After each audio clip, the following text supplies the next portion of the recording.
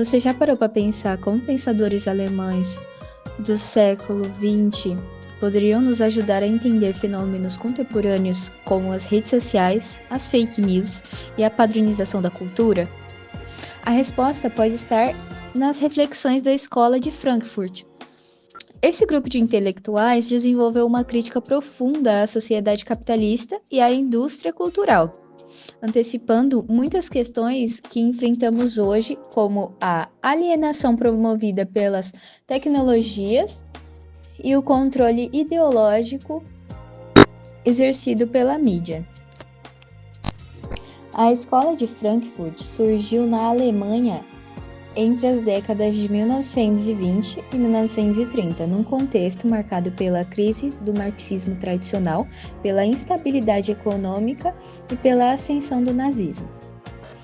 Em 1923, foi criado o Instituto para Pesquisa Social, financiado por Felix Weil. Esse seria o berço da chamada teoria crítica.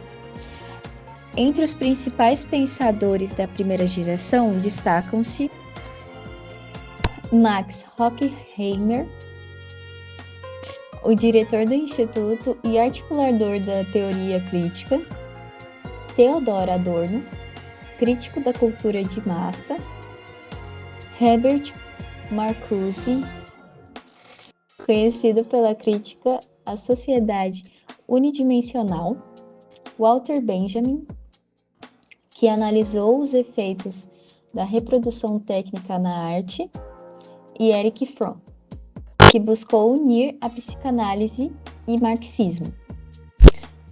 Mais tarde, na segunda geração, temos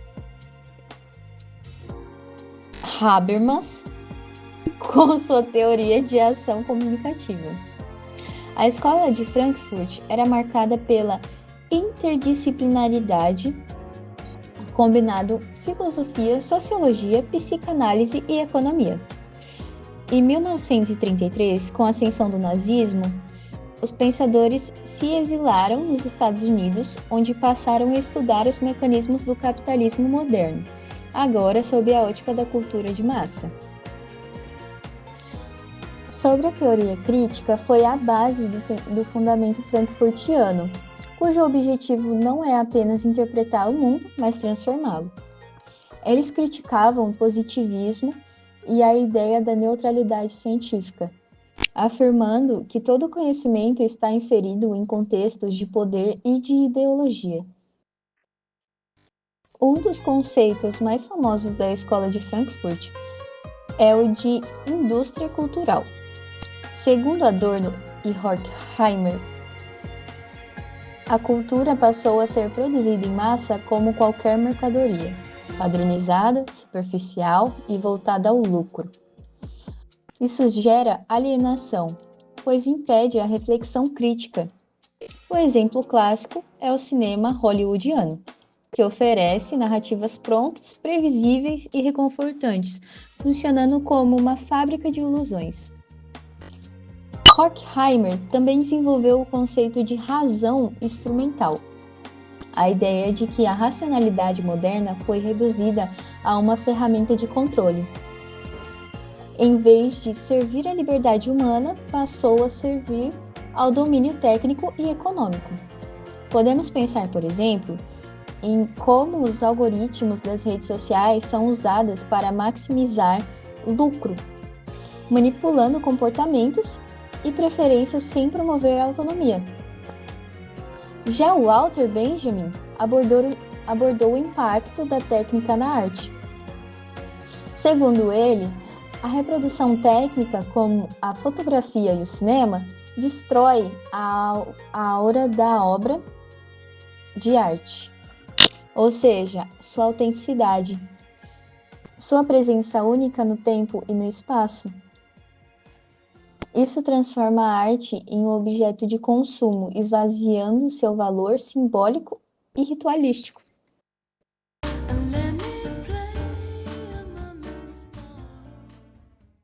Como a escola se destacou na crítica à indústria cultural, padronização e pseudo-individualização. A Escola de Frankfurt nos mostrou que, por trás da promessa de originalidade da indústria cultural, há uma padronização disfarçada. Um ótimo exemplo é a música pop. Mesmo quando muda a batida ou o artista, a estrutura continua sendo a mesma. É o velho com cara de novo, a chamada pseudo-individualização. Isso serve para manter o público entretido, mas sem causar incômodo ou reflexão. Função ideológica da cultura. A cultura para Adorno e Horkheimer não é só entretenimento, ela cumpre uma função ideológica, que é anestesiar. Quando assistimos a certos reality shows que transformam problemas sociais em espetáculos, não estamos apenas sendo distraídos, estamos sendo condicionados a aceitar essas realidades como normais, como parte de um jogo. Cultura como ferramenta de dominação. Se Marx dizia que a religião era ópio do povo, a Escola de Frankfurt diria que hoje esse papel foi assumido pela indústria cultural. Ela nos embala, nos envolve e nos distrai, não com promessas de salvação, mas com promessas de consumo e diversão. E tudo isso sem que percebemos que estamos sendo dominados. Diferenciação de outros marxismos. O diferencial da Escola de Frankfurt em relação a outros marxismos é o foco da superestrutura. Eles não olhavam para a economia, mas para a cultura, para a ideologia e para os meios de comunicação. Para eles, a dominação capitalista é muito mais sutil. Ela age pelo entretenimento, pelas narrativas, pelo que consumimos sem pensar. Análise da sociedade contemporânea pela ótica frankfurtiana. Redes sociais e vigilância. Hoje, o entretenimento se tornou interativo e os meios mudaram, mas a lógica continua. Redes como TikTok e Instagram padronizam nossos desejos com a cultura do like. Ao mesmo tempo, vendem os nossos dados e nos vigiam, o que Habermas chamaria de colonização do mundo da vida. A vida privada virou mercado. Streaming e algoritmos. O streaming dá a ilusão da escolha, mas quem escolhe por nós são os algoritmos. A Netflix, por exemplo, nos recomenda o que já é popular. É o velho círculo vicioso. Vemos o que todo mundo vê e achamos que estamos escolhendo sozinhos. Fake news e polarização. Adorno e Horkheimer talvez dissessem que a razão técnica saiu pela culatra. Criamos ferramentas de informação, mas estamos mais desinformados do que nunca. A razão, em vez de nos libertar, virou um instrumento de manipulação. É a dialética do esclarecimento. Consumismo e alienação. Para Marcos, a identidade virou uma vitrine. Você não é mais quem você é, mas é o que você compra. O sujeito transformado em consumidor. Isso gera uma alienação profunda, uma perda do eu, uma superficialidade que bloqueia o pensamento crítico. Esgotamento da crítica. Adorno diria que vivemos o analfabetismo funcional da emoção. A enxurrada de conteúdos, memes e vídeos curtos impede que a gente pense com profundidade. É muita informação e pouca reflexão. Cooptação e emancipação. Até a rebeldia é capturada. A estética punk era a resistência. Virou o produto de shopping.